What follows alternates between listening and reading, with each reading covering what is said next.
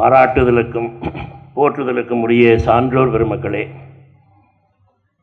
திருவள்ளுவர் இலக்கிய மன்றத்தினுடைய 48ஆம் ஆண்டு விழாவை மிக சிறப்பாக கொண்டாடி கொண்டிருக்கக்கூடிய 97 தலைவர் 97 வயதிலும் இன்றைக்கு மேடையிலே அமர்ந்து இந்த விழாவை கண்டு கொண்டிருக்கக்கூடிய வணக்கத்துக்குரிய ஐயா புதுவையில் செல்லப்பன் அவர்களே, செயலாளர் என்னுடைய ஆசிரிய பெருந்தகை பேராசிரியர் டாக்டர் ராம குருநாதன் அவர்களே, பொருளாளர் ராசமன்னார் அவர்களே, இந்த நிகழ்ச்சிக்கு மிக சிறப்பாக எல்லா நிலைகளிலும் பொறுப்பேற்று சிறப்பு செய்து கொண்டிருக்கக்கூடிய சான்றோர் பெருமக்களே, வருகை தந்திருக்கக்கூடிய அறிஞர் பெருமக்களே.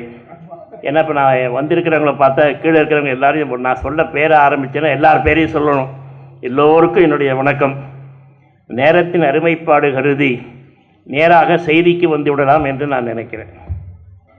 நம்முடைய இந்த தலைப்பை பார்த்த உடனேயே நம்முடைய ஐயா ராஜேந்திரன் ஐஆர்எஸ் அவர் பெரிய தொண்டு செய்தது பாமரருக்கும் பரிமேலழகர் உரை 3 பெரிய தொகுதிகள் சந்தியா பதிப்பகம் போட்டிருக்காங்க.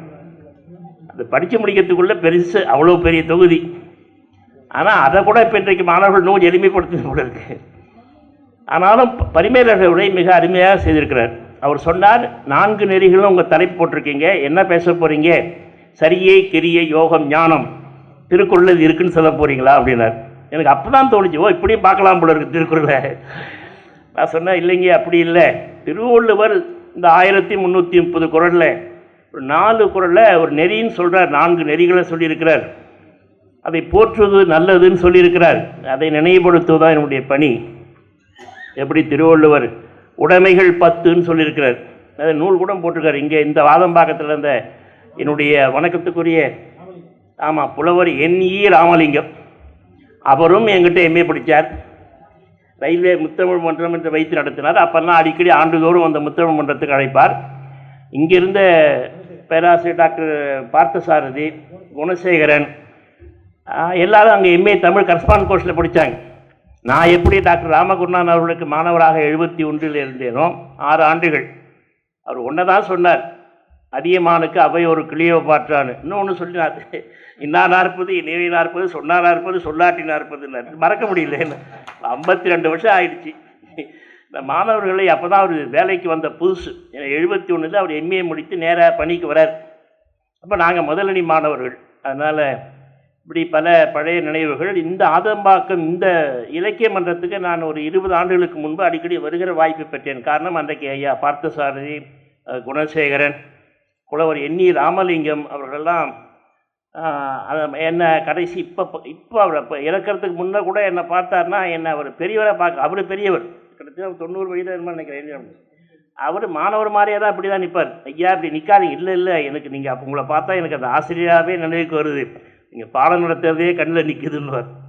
அது ஒரு தலைமுறை. இனிமேல் அப்படி ஒரு தலைமுறையை பார்க்க முடியுமா என்பது எனக்கு ஐயம்தான். 90 வயதானாலும் நான் ரொம்ப இளையவனாக இருந்தாலும் கூட அந்த ஆசிரியர் மரபை போற்றுகிற ஒரு தலைமுறை இருந்தது. அதில் இருந்த பல பெருமக்கள் இந்த திருவள்ளுவர் இலக்கிய மன்றத்திலே ஆதம்பாக்கத்தில் இருந்தார்கள். அதுதான் எனக்கு பெரிய மகிழ்ச்சியான செய்தி. 4 நெறிகளை பற்றி இன்றைக்கு நாம் சிந்திக்க இருக்கிறோம். அதில் எப்படி அருளுடைமை, பண்புடைமை, நானுடைமை என்ற உடைமைகள் 10, அதுதான் சொல்ல வந்தேன். புலவர் NE ராமலிங்கம் அவர்கள் உடைமைகள் 10ன்னு ஒரு நூல் போட்டிருக்காரு. அங்கே வந்திருக்கிற பெருமக்கள் நிறைய பேர் நூல் எழுதினவங்க தான் இருக்காங்க. அதே மாதிரி ஆமைன்னு ஒரு 20 அதிகாரம் வருது. ஏன்னா அது சரியாக பண்ண முடியல, 2 உடன்பாட்டில் வருது. மீதியை எல்லாம் இப்போ கொல்லாமைன்னு இருக்குது, ஆமை, கல்லாமைன்னு இருக்குது இல்லையா, பிறன்மனை நயவாமைன்னு இருக்குது, அப்படி பெரியாரை பிழையாமைன்னு இருக்குது, வெகுலாமைன்னு இருக்குது, வெக்காமைன்னு இருக்குது. அதை ஒரு தனியாக பண்ணணும். அது பண்ணலாம் பின்னாடி. அது ஒரு அமைப்பு ஒன்று இருக்குது. திருக்குறளில் பல அமைப்புகள் இருக்குது.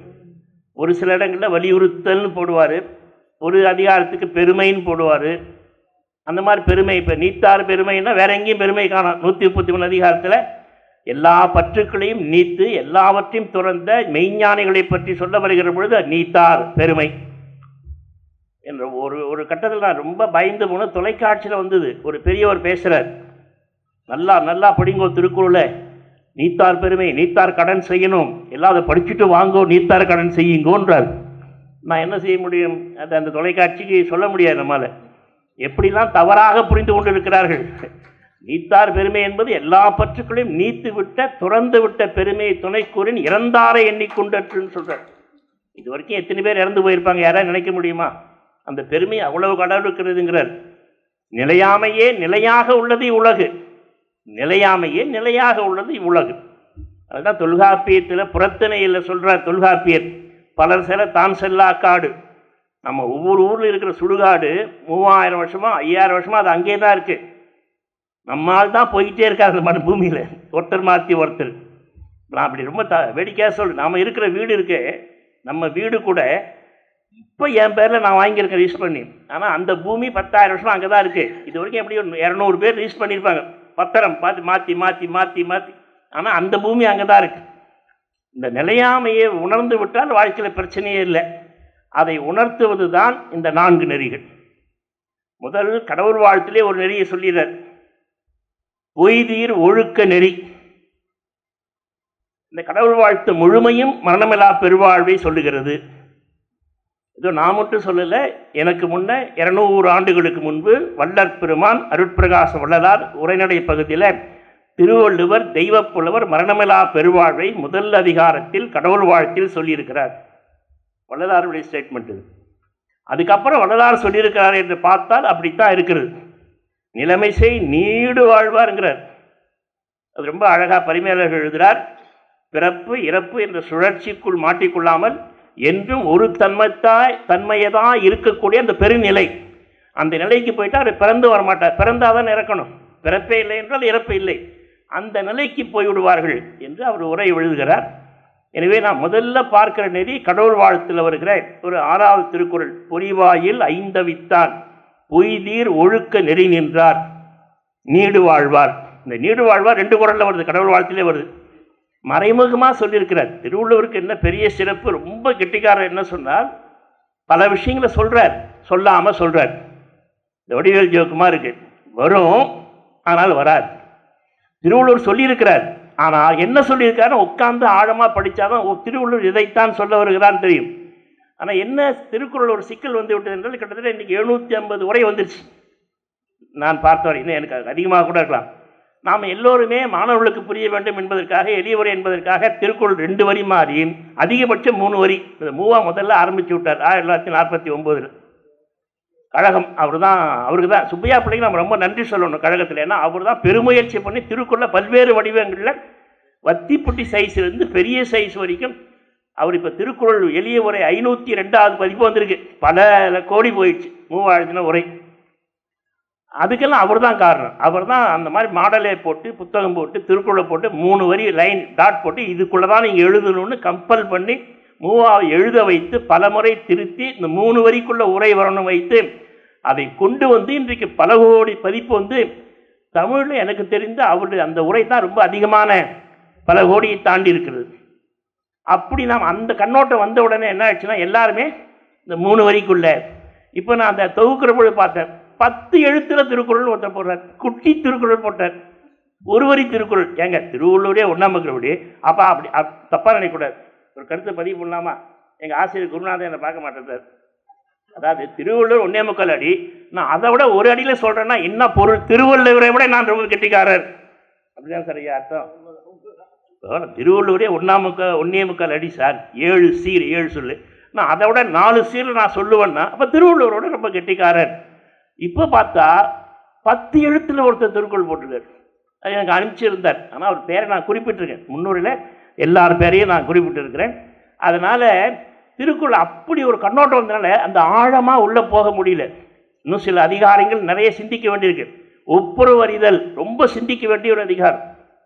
எல்லாரும் என்ன சொல்லிடுறாங்க, தொண்டு நெறி, உதவி செய்தல், அப்படி இல்லை. அந்த குறளை ரொம்ப ஆழமாக உள்ளே போய் பார்த்தீங்கன்னா எக்காலத்தும் எல்லா நேரத்திலும் எல்லா உயிர்களுக்கும் எதையும் எதிர்பார்க்காமல் உதவி செய்தல் தான் ஒப்புரவறிதல். நீங்கள் அந்த குறளை படித்து பாருங்கள். ஒப்புரவறிதல் என்று சொன்னால் உள்ளூர் பழம் பழுத்தற்றார், ஊருணி நீர் நிறைந்தற்றார், மருந்தாகி தப்பார், இப்போ ஊருணி நீர் நிறைந்திருந்தால் எல்லா ஓரறி உயிரிலிருந்து 6 அடி உயிர் வரைக்கும் போய் தண்ணி கிடைக்கலாம். எந்த நேரத்திலையும் கொடுக்கலாம். இரவு பகல், கடந்த காலம், நிகழ்காலம், எதிர்காலம், எல்லா நேரத்திலையும் குடிக்கலாம். எந்த நேரத்திலையும் குடிக்கலாம். அது எதுவும் உங்கள்கிட்ட எதிர்பார்க்கல. அப்போ எல்லா காலத்தும் எல்லா நேரத்திலும் எல்லா உயிர்களும் எந்தவித எதிர்பார்ப்பும் இல்லாமல் உதவி செய்கிற ஒரு பண்புக்கு பேர் ஒப்புரவறிதல். அந்த குறள் அப்படி தான் இருக்குது. ஊர் நீர் நிறைந்ததோ அல்லது உள்ளூர் பழுமரம் பழுத்ததோ எல்லாம் அப்படி இருக்கு. அதே மாதிரி ஒரு அதிகாரம் இதுவரை ஆழங்கால் படாத ஒரு அதிகாரம் மெய் உணர்தல். அது யாராவது ஒருத்தர் தனியாக கூட ஒரு புத்தகம் எழுதலாம். மெய் உணர்தல் எல்லாருமே மேலாக தட்டி விட்டு போய்விடுகிறார்கள். இப்போ நான் செய்திக்கு வரேன், ஏன்னா அதுலேயும் ஒரு நெறி இருக்குது, அந்த அதிகாரத்தில் இருக்குது. இப்போ நான் முதல் சொன்ன குறள் கடவுள் வாழ்த்தில் பொறிவாயில் ஐந்தவைத்தான் பொய்தீர் ஒழுக்க நெறி நின்றார் நீடு வாழ்வார். 2வது நெறி கொல்லாமை அதிகாரத்தில் நான் முதல்ல குறளை சொல்லிடுறேன், அப்புறம் அந்த ஒவ்வொரு குறளுக்கு 4 குறள் தான், 4 நெறிகள் தான். 2வது அவர் திருவள்ளுவர் சொல்வது கொல்லாமையை பற்றி ரொம்ப கடுமையாக பேசுகிறார். சில நேரங்களில் நமக்கே வியப்பாக இருக்குது, மேடையில் சொல்லக்கூட பயமாக இருக்குது. திருவள்ளுவர் சொல்லியிருக்கிறார். ஏன்னா தப்பாக சொல்கிறவரை நினைக்கிறாங்க. சொல்லப்பட்ட செய்தி யாருடையது அவரெல்லாம் நினைக்கணும். அவர் ஒருத்தர் கேட்டார், என்ன அதெல்லாம் எங்களுக்கு தெரியுங்க, சொல்லியிருக்கா திருவள்ளுவர், நீ ஏன் அதை எடுத்து சொல்கிற, எங்களுக்கு யாருக்கும் தெரியாது இல்லை, நீ ஏன் அதை எடுத்து வெளியே சொல்கிற, அப்போ ஒன்று தான் நாங்கள் தாக்குவோம்ன்றார். நான் சொல்லலை, யார் திருக்குறளில் சொல்லியிருக்கு, திருவள்ளுவர் தானே சொல்கிறாருன்னா அது ரைட்டு, அது எங்களுக்கு தெரியுது. அது யாருக்கு படித்தான் பட் கேட்குறாரு என்கிட்ட, யார் சார் படித்தா, நீ ஏன் சார் அதெல்லாம் எடுத்து இங்கே இருக்குதுன்னு எடுத்து எங்களை காலி பண்ணுற, அது கேட்குறாரு. இதெல்லாம் பயந்து போயிட்டேன். அப்படி ஒரு வரும்போது இப்போ இல்லை. கொல்லாமையில் 10வது குறள், அது அப்புறம் வச்சுக்கோம். நல்லாறு எனப்படுவது யாதெனின் கேட்குறார். இந்த தமிழில் ஒரு மரபு உண்டு, எம்கோ யாரென வினவின் 10 எம்கோ கேள்வி கேட்டு பதில் சொல்லுது. திருவள்ளுவர் கேட்குறார், நல்லாறு எனப்படுவது யார், நல்ல வழி, நல்ல சிறப்பான வாழ்க்கை எதுன்னு கேட்குறியா, யாதெனின் யாதொன்றும் கொல்லாமை சூழும் நெறி. யாதொன்றும் ரொம்ப முக்கியம். யாதொன்றும்னா இதை மனிதர்களுக்கு மட்டும் சொல்ல கொல்லாமை சூழ்நெறி, ஓரறி உயிரிலிருந்து 6 அடி உயிர் வரை எல்லாவற்றையும் கொல்லாமல் இருப்பது தான் உயர்ந்த நெறி. அது ஒரு வேளை இந்த கருத்தெல்லாம் நீங்கள் சொல்ல வரும்போது நீங்கள் உடனே சமய சார்பு வந்துடும். ஓ சமணமாக இருக்குமோ அந்த கருத்து, ஏன்னா கொல்லாமை புலால் உண்ணாமை நிறைய விஷயங்கள் சமணச்சார்பாக இருக்குமோன்னு நினைக்கிறாங்க. அப்படி சில பேர் எழுதியிருக்காங்க. தொல்காப்பியரும் திருவள்ளுவரும் ஒரு வேளை இருக்கலாம், ஒரு வேளை. ஏன்னா இப்போ இருக்கிற நாட்டு சூழலில் எதையுமே பெரிய வெளிப்படையாக பேச முடியாது. இருக்கலாம், கருதலாம், பார்க்கலாம், கூறலாம், நினைக்கலாம், ஆராயத்தக்கது, நினைக்கத்தக்கது. ஏனென்றால் கருத்தை கருத்தாக மறுத்தால் பரவாயில்லை, ஆலையெல்லாம் மறுக்கிறார்கள்.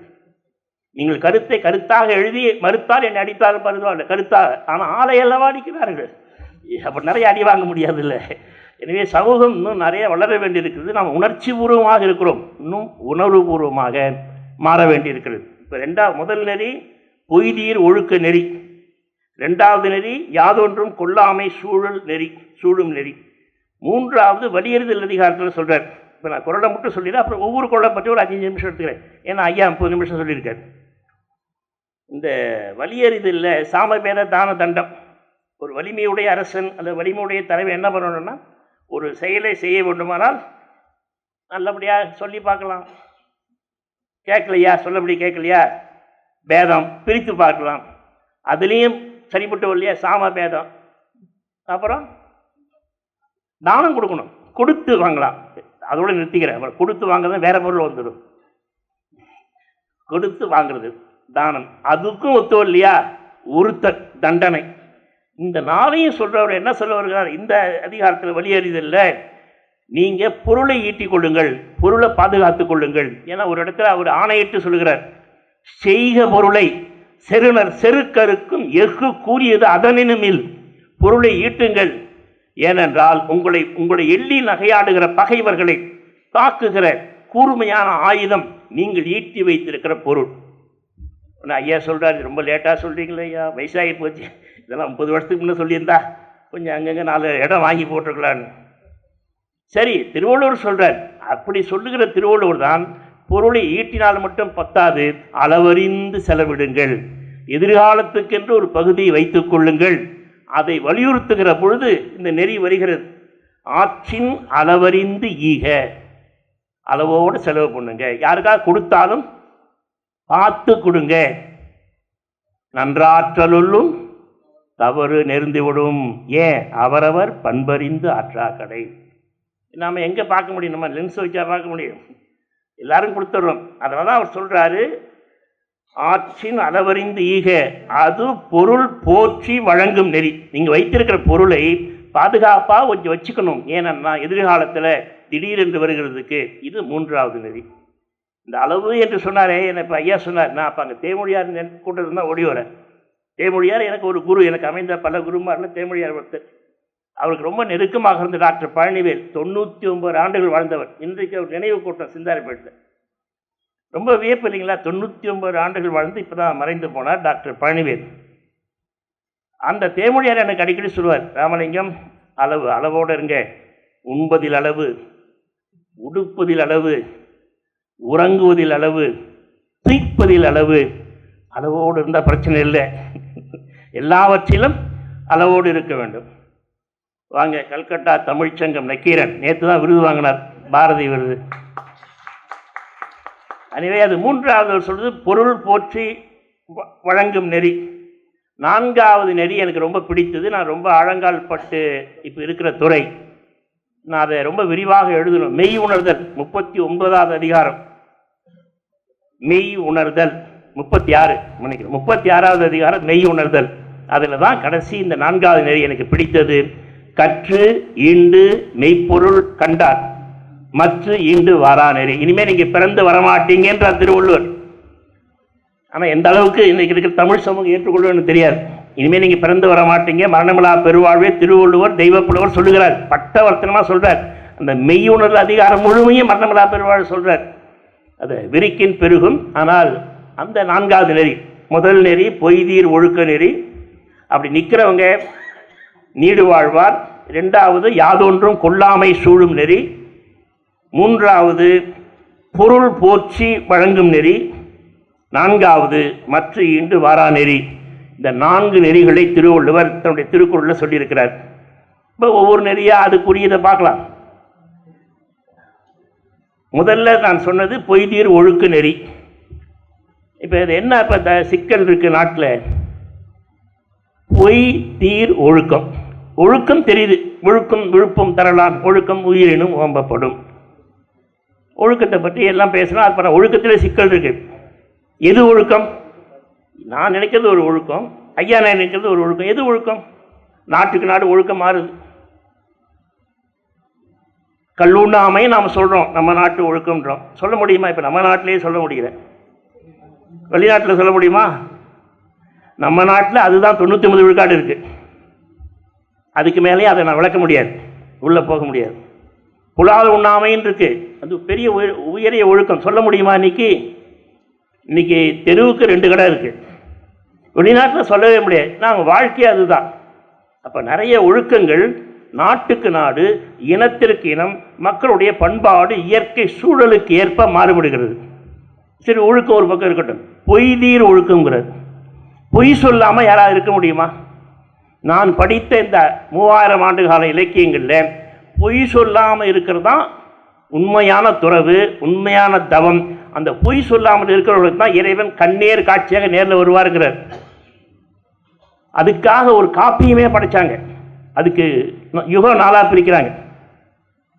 முதல் யுகம் கிருத யுகம், எழுக மாதோ மகாகவி பாரதி. கிருத யுகத்துக்கு சத்தியுகம் பேர்.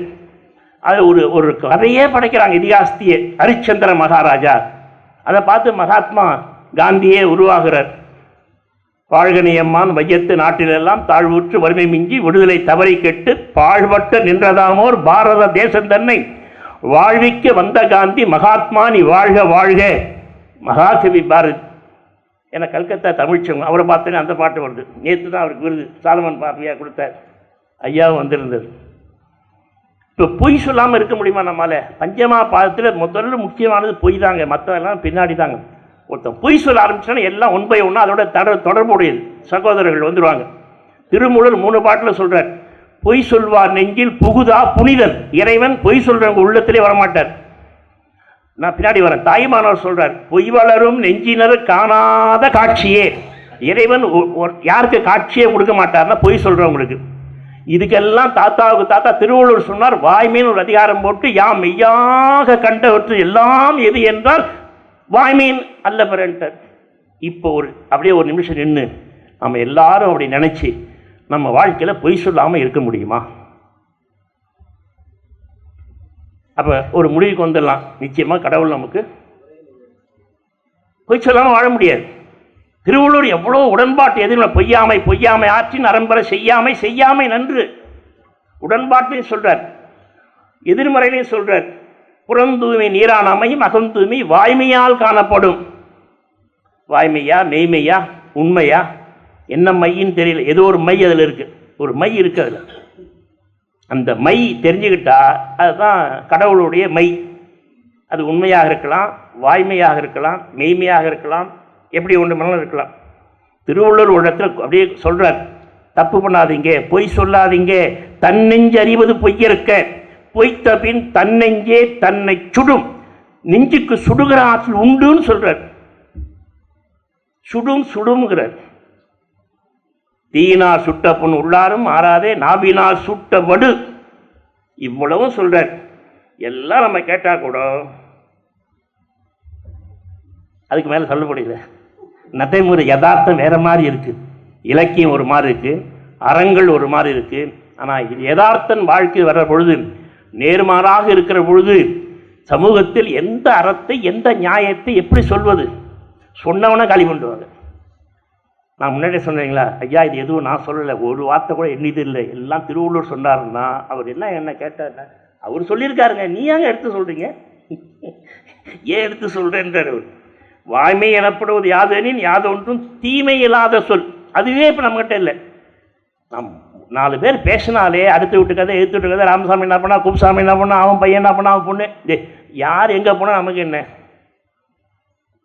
நான் இப்போ ரொம்ப படித்து அழுத ஒரு நூல் இப்போ 2-3 நாளைக்கு முன்னே திரும்பியும் படித்து, ஐயா திருவிக்கா பற்றி எழுதினார். திருவிக்கா இப்படி ஒரு மனிதர் வாழ்ந்திருக்கார், நகையும் சதையுமாக நம்மோடு ஒரு தமிழ் தென்று திருவிக்கா ஒரு மனிதராக வாழ்ந்திருக்கிறாரு. என்ன பாடுபட்டிருக்கார். இந்த சமூகம் அவரை எப்படி கொத்தி கிழித்திருக்கிறது. மனம் கொத்தி மனிதர்களால் இருந்திருக்காங்க, மரம் கொத்தி மனிதர்கள் மாதிரி மனம் கொத்தி மனிதர்கள். திருவிக்காவை பற்றி எழுதுகிற பொழுது பல இடங்களில் கண் கலக்க வேண்டியிருக்கு. அப்படிலாம் இருந்திருக்காரு அவர். அவர்கிட்ட அவரை டெஸ்ட் பண்ணுறார். அந்த அம்மாவை பற்றி இப்படி சொல்கிறாங்க, வேணும்னே எழுதுகிறார். அதில் அதை பற்றி உங்கள் கருத்து என்ன? அவர் சொல்கிறாரு, எனக்கு அதை பற்றி ஒன்றும் தெரியாதுன்றார். திருப்பி கேட்குறாரு, இல்லை நீங்கள் நெருங்கி பழகணும் கொஞ்ச நேரம். நமக்கு ஏன் அதை பற்றி, நமக்கு ஏன் அந்த சிந்தனை? நாம் நம்முடைய சிந்தனைக்கு வருவோம். அப்போ அழுகிறார், நான் டெஸ்ட் பண்ணதற்காக சோதிப்பதற்காக அவர் உள்ளத்தை தொட்டேன். அவர் உயர்ந்த உள்ளமாக இருக்கிறார். அடுத்தவர்களை பற்றியே சிந்திக்காத மனம், பொய்தீர் ஒழுக்க நெறி தெரிவிக்க. அடுத்து நான் பார்த்து மூவா கண்ணால் பார்த்தேன், திருவிக்காக பார்க்குற வாய்ப்பு எனக்கு இல்லை. ஏன்னா நான் பிறக்கிறதுக்கு ஒரு ஆண்டுக்கு முன்னே அவர் இறந்து போகிறார், மறைந்து போகிறார். ஆனால் அவர் நூல்கள் அருமையான நூல் மூவா எழுதியிருக்கிறார். ஆசான்யா கூட திருவிக்கா பற்றி எழுதியிருக்கிறார். ஆனால் என்ன கொடுமை, பாடத்திட்டத்தில் அவர் நூல் சேர்க்க முடியல. நாம் தமிழர் சார், நான் பொதுவாக சொல்லிட்டு இருக்கேன், நீங்கள் உடனே வேறு எங்கேயாவது போய் நினச்சிக்காதீங்க. தமிழ் பாடத்திட்டத்தில் பல்கலைக்கழகத்தில் திருவிக்கா புத்தகம் சேர்க்க முடியலையே சார். அதையும் மூவா எழுதுறார். மூவா என்ன சொல்கிறார், திருவிக்கா வறுமையில் இருக்கிறார், இந்த பாடத்திட்டத்தில் வச்சா அவருக்கு ஏதேனும் ஒரு வருவாய் கிடைக்கும் என்று நான் முயற்சி செய்தேன், அவர்கிட்ட சொல்லலை. ஆனால் எப்படியோ அவர் தெரிஞ்சு என்னை கூப்பிட்டு கண்டித்தார். எனக்காக நீ உதவி செய்யாதே, என் நூலை பாடத்திட்டத்தில் வைக்காதே, வைத்தால் எதிர்ப்பார்கள், என்னோடு நெருக்கமாக இருக்கிறவர்களே குழி தோண்டுவார்கள், உனக்கு எதிர்ப்பு வரும் என்று சொன்னார். அதையும் நான் முயற்சி செய்தேன். திருவிக்கா சொன்னபடியே அவரோடு இருந்தவர்களே அது குழி தோண்டி புதைத்து விட்டார்கள்.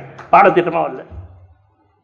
அவர் என்ன சொல்றார், நான் ஏன் விரும்பினேன்னா பணம் மட்டும் இல்லை, 4 இளைஞர்கள் மாணவர்கள் திருவிக்கா நல்ல தமிழை படிப்பாங்களே, கற்று உணர்வார்களே நினைச்சேன். அந்த பொய்தீர் ஒழுக்க நெறி நின்ற திருவிக்கா கூட நம்மால் ஏற்றுக்கொள்ள முடியல. செத்த பிறகு சிவலோக வைகுந்தம் என்பார் அவர் பித்த மனிதர், அவருடைய பெய்யுரையாம் என்று ஊதியடா சங்க மகாக்கள். ஆனால் இப்போ இறந்த பிறகு திருவிக்காக்கு செலவு வச்சுட்டேன், திருவிக்கா பேரில் விருது கொடுக்குறோம். வாழ்ந்த பொழுது குடிக்க தண்ணி கொடுங்க, போதும், அது போதும், ரொம்பலாம் செய்வான. அதனால் பொய்தீர் ஒழுக்கு நெறி வாழணும், இதுதான் முதல் நெறி. 2வது கொல்லாமை சூழும் நெறி. மேலோட்டமாக பார்த்தா உயிரை கொள்ளாதீங்கன்னு சொல்கிறாங்க. ஆனால் திருவள்ளுவர் என்ன சொல்கிறார், யாதொன்றும் கொல்லாமை சூழும் நெறி, நல்லார் எனப்படுவது யாது எனின். இது நல்ல வழின்னு என்ன கேட்குறீங்களா? எந்த உயிரையும் கொள்ளாதீங்க அப்படின்னா என்ன அர்த்தம்? ஓரறிவு உயிரையும் கொள்ளக்கூடாது. யாதொன்றும். அப்போது வாடிய பயிரை கண்ட போதெல்லாம் வாடி, அது எவ்வளோ பெரிய உயர்ந்த சிந்தனை. ஆடி போயிட்டாங்க சார் வெளிநாட்டிலேருந்து வந்து கேட்டவங்க. வினோபாவாலே இதை கேட்டிருக்காரு. இப்படி ஒரு சிந்தனை இருக்கா? நான் அஹிம்சையை பற்றி நான் தான் பேசுகிறேன், எழுதுகிறேன். உங்கள் தமிழ்நாட்டில் வாடிய பயிரை கண்டு வாடி இருக்கிறாரா? அடே, இதுதானே பெரிய அஹிம்சை. என்ன நாம் கொண்டு போய் சேர்க்கலையே, இதுதான் பிரச்சனை. சில விஷயங்களை பேசவே முடியல. இன்றைக்கி வடநாட்டில் இருக்கிற பல தமிழ் துறைகள் மூடி கிடக்கிறது. ஏன்? நம்ம மாணவர்கள் எல்லோரும் MBA, MA, MPhil, PhD, இஞ்சி பச்சடி, தயிர் பச்சடி எல்லாம் வச்சுருக்காங்க. ஹிந்தி தெரியாது. கல்கத்தா தமிழ்ச்சங்கம், கல்கத்தா தமிழ்துறை என்ன சார் இது? சாந்தி நிகேதன் தமிழ்துறை. நான் சாட்சியோடு தான் பேசுகிறேன். அது ஒருத்தர் வந்துட்டார். ஏன்? கல்கத்தாவில் தான் நம்ம இவர் ரங்கநாயகி மகபத்தில் இருந்தாங்க. அதுக்கு முன்னே நம்ம இவர் இருந்தார். அதுக்கு முன்னே பேராசிரியர் 3ஆம் மாணவர் இங்கே கரஸ்பாண்ட் கோர்ஸுக்கு வந்தார். டாக்டர் சிவலிங்கன். டாக்டர் சிவலிங்கன் தானே பேராசிரியர். 3ஆ தான் அவர் கூப்பிட்டார் கல்கத்தாவில். ஏன்? பக்கத்தில் நாராயணா கோவிந்தா இடைக்குண்டல வாழான்னா திருப்பதி. தமிழ்த்துல 5 பேராசிரியர்கள் இருந்தாங்க. சுப்புரெட்டியார் இருந்தார். இப்போ என்ன இருக்குது? மூடி கிடக்கு சார். 6. ஏன்? நான் 2014 என்னோட Manuel retire, J Manuel, 6 Manuel, Devasangeetham எல்லாரும் ரிட்டையர் ஆகிட்டாங்க. 14 பாருங்கள் சார், 8 வருஷம் மூடி. பக்கத்தில் நீங்கள் 1000 பேசுகிறீங்க. தமிழ் வாழணும்னா முதல்ல இருக்கிற துறையை தரங்க. கர்நாடகா சண்முகசுந்தரம் இங்கே வந்துட்டார். மைசூர். வடநாட்டில் இருக்கிற உருவாக்கப்பட்ட உயிரோடு இருந்த தமிழ்த்துறைகள் மூடி இருக்கு. அதுக்கு நாம் யாரையும் அனுப்ப மாட்டோம். சரி, ரொம்ப சிக்கல்லாம் மாட்டக்கூடாது. இல்லை, இப்பயும் நிறைய சிக்கலில் மாட்டிக்கிட்டு இருக்க பொழுது. அதனால் யாதொன்றும் கொல்லாமை சூழும் நெறி என்றால் எந்த உயிருக்கும் துன்பம் செய்யக்கூடாது. வள்ளலார் தான் இப்போ நீ நினச்சி பார்க்கணும். அவர் சொல்கிறார், கொல்லாமை மேற்கொண்டு ஒழுகுவான் வாழ்நாள் மேல் செல்லாது உயிர் உண்ணும் கூற்று. தெய்வ புலவர் கிட்டத்தட்ட 600-700 இடங்களில் தெய்வங்களை பற்றி பேசியிருக்கிறார். தெய்வ நிகழ்ச்சியை பற்றி சொல்லியிருக்கார், கூற்றுனை பற்றி சொல்லியிருக்கார், நரகத்தை பற்றி சொல்லியிருக்கார், வானுலகத்தை பற்றி சொல்லியிருக்கார், 5 உலகத்தை பற்றி பேசுகிறார். இதெல்லாம் இப்போ சொல்ல முடியுமா? 5 உலகத்தை பற்றி பேசுகிறார். இந்திர உலகத்தை பற்றி பேசுகிறார், வானுலகத்தை பேசுகிறார், தேவர் உலகம் பேசுகிறார், யான் எனது என்னும் செருக்கற்பான் வானோருக்கு உயர்ந்த உலகம் ஒன்று பேசுகிறார், கீழே அலறு நரகம் அது ஒன்று பேசுகிறார். ஆனால் நாம் என்னமோ தெரியல, அந்த ஒரு பக்கத்தை மூடிட்டோம். நான் என்ன சொல்கிறேன்னா, என்னுடைய தனிப்பட்ட கருத்து, நாம் எதையும் கூட்டியும் சொல்ல வேணாம், குறைச்சியும் சொல்ல வேணாம், உள்ளதை உள்ளபடி சொல்லுவோம். அடுத்த தலைமுறைக்கு அதுதானே. What is reality? எதிர்காலம் நம்மை தூற்றும். என்ன இருக்கோ அதை சொல்லுங்கள். நீங்கள் மிகைப்படுத்தியும் சொல்ல வேண்டாம், குறைத்தும் சொல்ல வேண்டாம், உள்ளது உள்ளபடி சொல்லுங்கள். நான் குரலுக்கு நான் தான் மிகையாக எதுவும் சொல்லலை. இந்த 10வது குரலை சொல்லிட்டு 3வது இருக்கிறேன். அது இன்னைக்கு கூட என்னை நினச்சா ஆடுது. இந்த கொல்லாமை அதிகாரத்தில் 10வது திருக்குறள், இந்த கொல்லாமை சூடும் நெறி சொன்னனே, 10வது குரலை சொல்கிறார் பாருங்க. பயமாக இருக்குது. இப்பயும் திருவள்ளுவர் தான் சொல்லியிருக்கிறார், இதை யாரும் சொல்கிறதில்ல. இதுக்காக நான் பெரிய இந்த மாற்று கருத்துடைய உரையும் பார்த்தேன். அவங்கள ஒன்றும் பண்ண முடியாதுல்ல, இருக்கிறதான சொல்ல முடியும். 2 பேரை காட்டுறார் திருவள்ளுவர். பிளாட்ஃபாரத்தில் இப்படி ஒருத்தருக்கா, அழுகிய நோய். அழுகிய நோய்னா என்னன்னு தெரியும்? அழுகிக்கிட்டே இருக்குது, அதுக்கு மருந்தே இல்லை. அவன் பார்த்தான், இன்னும் கை கால்லாம் அழுகுது, செத்து போயிடலாம், விஷத்தை எடுத்து குடித்தான், உயிர் போகலை. கடவுள் பார்த்தார், மகனே உனக்கு காரணமாக தான் இந்த நோய் கொடுத்துருக்கேன், நீ இப்படியே 10 ஆண்டு கஷ்டப்படு, இப்படியே 10 ஆண்டு தொழுநோயோட அடிச்சுட்டு கஷ்டப்படு. போயிட்டார். பிளாட்ஃபாரத்தில் அந்த அளவுக்கு ஒருத்தர் காமிச்சார். அவனுக்கு கொடுமையான வயிற்று பசி நோய் தாங்க முடியல, எங்கெங்கே பிச்சை எடுத்து பார்க்குறான், வயிறு பசி அடங்கலை. அவனும் செத்து போனான், விஷத்தை எடுத்து குடித்தான். கடவுள் காட்சி கொடுத்த, மகனே நீ செய்த பாவத்துக்கு 5 வருஷம் இப்படியே கஷ்டப்படு, உனக்கு உயிர் போகாது சொல்லிட்டு திருவள்ளுவர் சொல்கிறார். இந்த 2 பேர், நான் சொல்ல என் கருத்து எதுவுமே இல்லை சார், என்ன உரை எழுதுனவங்களா உட்காந்துருக்கீங்க, என் கருத்து இல்லை. திருவள்ளுவர் கொல்லாமை அதிகாரத்தில் 10வது திருக்குறள் எடுத்து பாருங்க. திருவள்ளுவர் சொன்னார், ஏன் இப்படி 2 பேர் கஷ்டப்படுறான்னா, இந்த 2 பேரும் போன பிறப்பில் பல்வேறு உயிர்களை அந்த உடம்பிலிருந்து நீக்கிய குற்றத்தை செய்த கொலகார பசங்க. உயிருடம்பின் நீக்கியார் என்ப செயலுடம்பின் செல்லாத்தி வாழ்க்கையவர். கொல்லாமை அதிகாரத்தில் 10வது குறள் நம்பர் 330. சந்தேகம் இருந்தால் எடுத்து பார்த்துக்கலாம். ஐயா தான் அங்கே மேடையில் அமர்ந்திருக்கிறார். பரிமையல் அழகரை பாமரர்களுக்கும் பரிமையல் அழகர் எடுத்து கொடுத்த ஐயா. ஏன்னா அவங்க 2 பேரும் எல்லாம் கல்கத்தாக்காரங்க. நக்கீரர் வந்திருக்கிறார். எனவே நேரத்தின் அருமை கடுமை அடுத்த அதிக நெறிக்கு போகலாம். அதில் பிடிச்ச குறள் ஏன்னா பரிமேலழகர் எல்லாரும் எதுக்கு சொல்கிறாங்க, உலகத்தில் இருக்கிற நல்லவனவற்றை எல்லாம் தொகுத்து அதில் சிறந்தவனத்தை மட்டும் எடுத்து தொகுத்து தந்த பெருமை திருவள்ளுவருக்கு உண்டு. அது இந்த அதிகாரத்தில் ஒரு குறள் தான். பகுத்துண்டு பல்லுயிர் ஓம்புதல் நூலோர் தொகுத்தவற்றுள் எல்லாம் தலை. இந்த தொகுத்தவற்றுள் எல்லாம் என்பதற்கு பரிமேலழகர் உரை எழுதுகிற பொழுது திருவள்ளுவருக்கு என்ன இயல்பு என்றால், தான் கற்ற அந்த காலத்தில் 4 மொழி தான். கொஞ்சம் வெளிப்படையாக பேசும். இங்கிலீஷ்லாம் இப்போ இல்லை. இங்கிலீஷ் ப்ரொஃபஸர் உட்காந்துருக்கார் முருகன். இங்கிலீஷ் 12ஆம் நூற்றாண்டுக்கு பிறகு தான் கொஞ்சம் கொஞ்சமாக வருது இல்லைங்களா ஐயா? நான் தமிழ் வார்த்தேன். Old English, then medieval English, now we are learning modern English. 12ஆம் நூற்றாண்டுக்கு பிறகு ஈவன் சான்ஸ்கிரிட் பழைய கால வடமொழி இப்போ இல்லை. அதுவும் 10-12க்கு பிறகு காசியில் த ஃபீட் ஆஃப் நாலேஜ், காசியில் எல்லா பண்டிதர்களும் கூடி இன்றைக்கு இருக்க வரிவெடுத்து உருவாக்கி செம்மை செய்ய பெற்ற மொழி, தட் இஸ் கால்டு சான்ஸ்கிரிட். ஆனால் தமிழ் அப்படி இல்லை. 3000 ஆண்டுகளாக ஒரே மொழி, ஒரே சொல், ஒரே எழுத்து. இன்றைக்கும் சங்க இலக்கியத்தில் ஒரு பாட்டை சொன்னால் ரோட்டில் போகிற சாதாரண ஆள் கூட புரிந்து கொள்வான். நிலத்தை விட பெரியது, வானை விட உயர்ந்தது, நீரை விட ஆழமானது எது என்று கேட்கிறீர்களா? கரிய, குறிஞ்சி, கோல் கொண்டு, பெரிய, தேன் இழைக்கிற நாடனோடு என் நட்பு. என்ன சொல் புரியல? இப்போ 3000 ஆண்டுகளுக்கு முன்ன குறுந்தொகை பாட்டு, 3வது பாட்டு. இந்த உலக மொழிகளிலே தமிழுக்கு இந்த சிறப்பு இருக்கிறது. ஆனால் காலம் சிக்கலில் போய் மாட்டிக்கிட்டு இருக்கு. சரி, அது இருக்கட்டும். இப்போ நம்ம 3வது நெறிக்கு வருவோம். பொருள் போற்றி வாழும் நெறி. மொத்தம் 4 நெறி சொன்னேன், இப்போ 2 முடிச்சிருக்கேன். பொருள் போற்றி வாழும் நெறி. இது வலியறிதல் என்கிற அதிகாரத்தில் வருகிற குறள். ஆற்றின் அளவறிந்து ஈக, அது பொருள் போற்றி வழங்கும் நெறி. எவ்வளோ நாங்கள் சம்பாதித்தாலும் எவ்வளோ ஈட்டினாலும் திருவள்ளுவருக்கு எங்கள் ப்ரொஃபஸர் சீப்பா அடிக்கடி சொல்லுவார் நடையில், செய்க பொருளை. எனக்கு பல குறுந்தொகை பாட்டு மனப்பாடம் அவர் சொன்னதை கேட்டு தான். கேள்வி செல்வம் தான் அதிகம். செய்க பொருளை. ஏன் செருணர்னா பகைவர், ஒன்னா திரளர் செருணர். செருணர் செருக்கு அறுக்கும் எஃகு கூறியது. அதனே அதை விட கூர்மையான ஆயுதம் எது? நாம் சேர்த்து வைத்திருக்கிற பொருள். அதெல்லாம் கொஞ்சம் முன்னாடியே சொல்லியிருந்தோம், அதையே சேர்த்து வச்சிருக்கலாம். அதையும் சேர்க்காதீங்கன்னு ஒரு கருத்து இருக்குது. அப்படிப்பட்ட பொருளை அளவறிந்து ஈக, அளவறிந்து வாழாதான் வாழ்க்கை உளபோல இல்லாகி கெடும். ரொம்ப பிராக்டிக்கலாக வாழ்வியல் புலவராக நமக்கு கிடைக்கிறார். அதிலேயே அந்த அதிகாரத்தில் ஒன்று போட்டார். பீலிவை சாகாடும் அச்சிரும். அச்சு இரும், மயிர்பீலி தான், வெயிட்லெஸ், எடை இல்லாதது. இருந்தாலும் அதையும் ஒரு எல்லைக்கு மேலே போய் வண்டியில் ஏற்றினால் அச்சு இரும் என்று ரொம்ப தெளிவாக சொல்கிறார். அப்பண்டம் சால மிகுத்து பெயர், அதிகமாக மிகுதியாக ஏற்றி விட்டார். அதனால் இந்த 3வது நெறி முக்கியமான நெறி, இன்றைக்கு பொருந்தக்கூடிய நெறி, வாழ்வியல் நெறி. இப்போ 4வது நெறிக்கு வந்துடுறோம். அது எனக்கு பிடித்த 36வது அதிகாரம், மெய் உணர்தல். அதில் நான் அடிக்கடி மேலையில் சொல்கிறேன் அந்த குறள், கற்று ஈண்டு மெய்ப்பொருள் கண்டார் மற்ற ஈண்டு வாரா நெறி.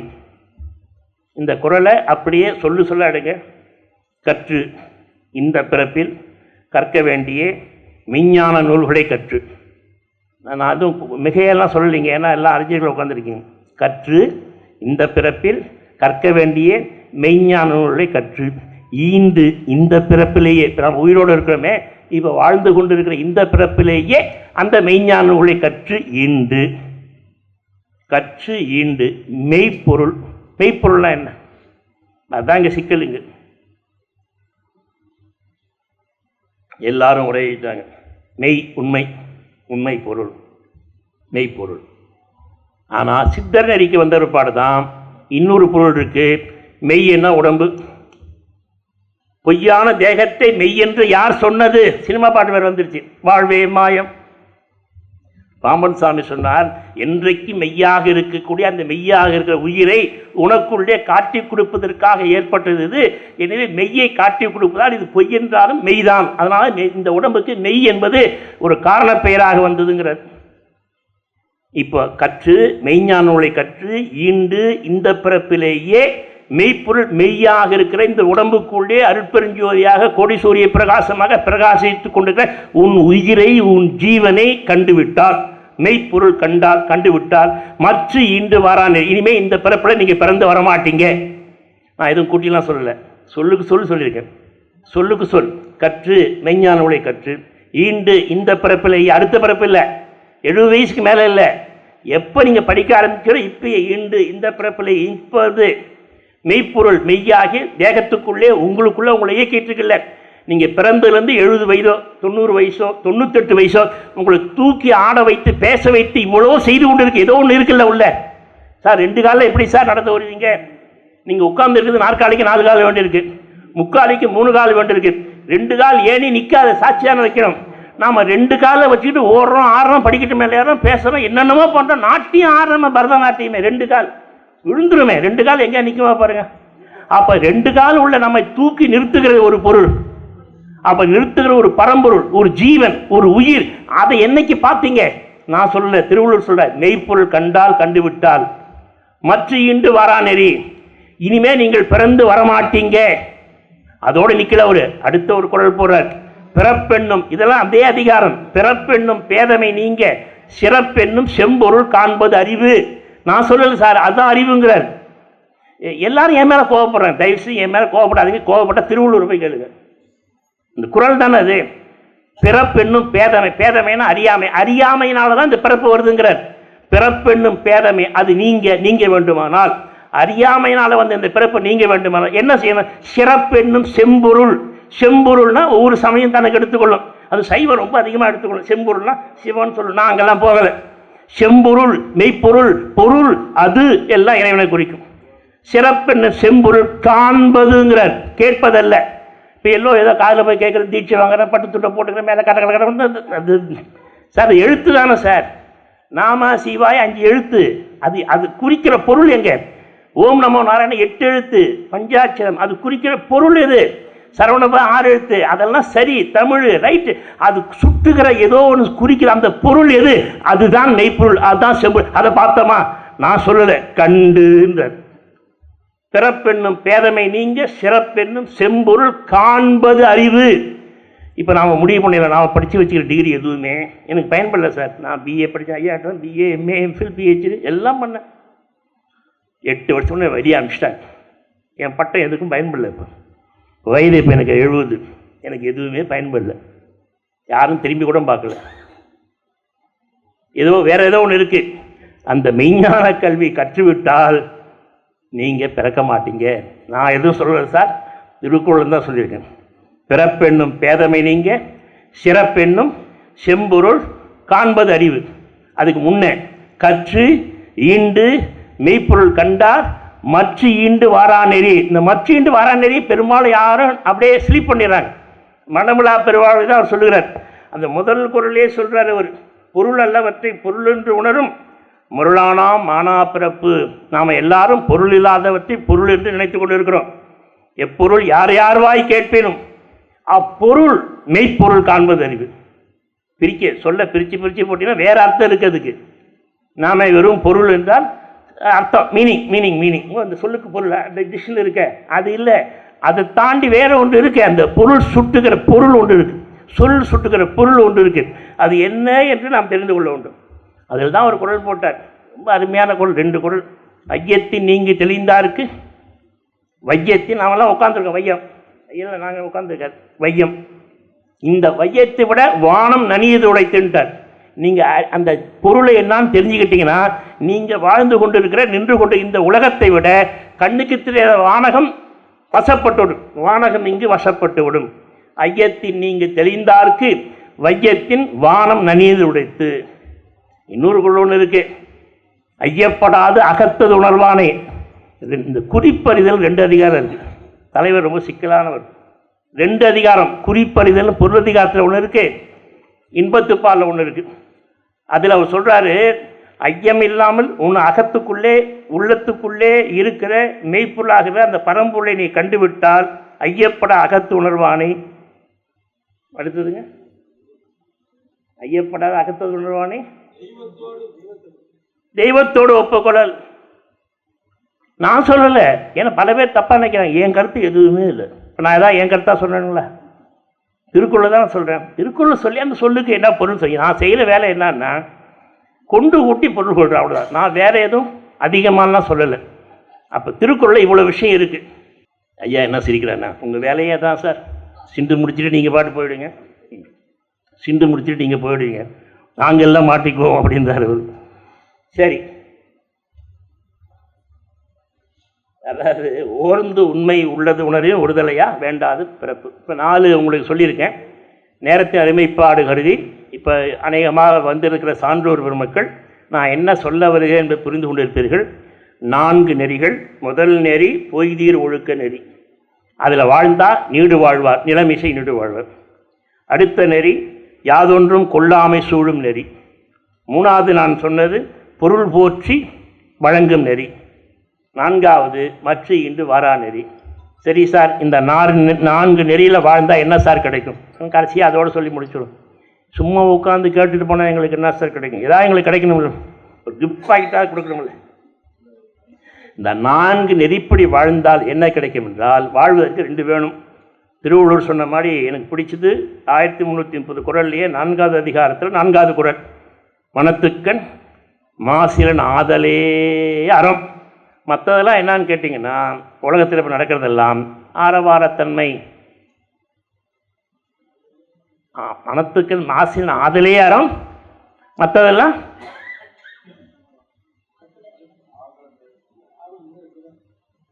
ஆரவாரம். ஆகுல, எங்கள் ஆசிரியர் சொல்ல, ஆகுல நீரை பெற. அதுக்கு என்ன செய்யணும்? ஒன்று தான் செய்யணும். திருவள்ளுவர் சொன்ன மாதிரி யாம் மெய்யா தன்னை முன்னிலைப்படுத்தி சொல்வது 4 இடத்துல சொல்கிறார். அது வேற ஒரு நாள் வச்சுக்கலாம். திருவள்ளுவர் 1330 தன்னை முதன்மைப்படுத்தி கொண்டு நான் சொல்லுகிறேன் அப்படி சொல்ல மாட்டார். கற்க கசடது கற்பவை கற்றபின் பொதுவாக தான் சொல்லுவார். தன்னையே முன்மைப்படுத்துறது 4 இடம் இருக்குது. அதில் ஒரு இடம் யாம் மெய்யாக கண்டவற்றெல்லாம் எனக்கு தோன்றும் வாய்மையின் அல்ல பெற. இந்த 2ம் இருந்தால் மரணமில்லா பெருவாழ்வு நம்மை தேடி வரும். திருவள்ளுவர் இந்த 4 நெறிகளையும் ஊடாக இந்த தெய்வ நிலையை சொல்லுகிறார். மனிதன் வாழ்வாங்கு வாழ்கிற பொய்தீர் ஒழுக்க நெறி, கொல்லாமை சூழும் நெறி, பொருள் போற்றி வழங்கும் நெறி, மற்ற ஈண்டு வாரா நெறி. நெறிகளை போற்றுவோம், திருவள்ளுவரை வாழ வைப்போம், வாழ்ந்து காட்டுவோம். வாய்ப்புக்கு நன்றி, வணக்கம். 4 நெறிகளை பற்றி புதிய கண்ணோட்டத்திலே நம்முடைய பேராசிரியர் முனைவர் அரங்கராமலிங்கம் அவர்கள் எடுத்துரைத்தார்கள். அவருக்கு ஒன்று சொல்லிக் கொள்வேன். மற்ற மாநிலங்களில் தமிழ் இருக்கைகள் போற்றப்படவில்லை என்று சொன்னார். ஆனால் செம்மொழி ஆய்வு நிறுவனம் நிதி நிலகை குழு மற்ற மாநிலங்கள் மட்டுமல்லாமல் வேறு நாடுகளுக்கு, தமிழறிந்திருக்கின்ற நாடுகளுக்கு இருக்கைகளை உருவாக்கி கொண்டு வருகிறது என்பதை இங்கே சொல்லிக் கொள்கின்றேன். அவர் மிக சிறந்த உரையாற்றியிருக்கிறார்.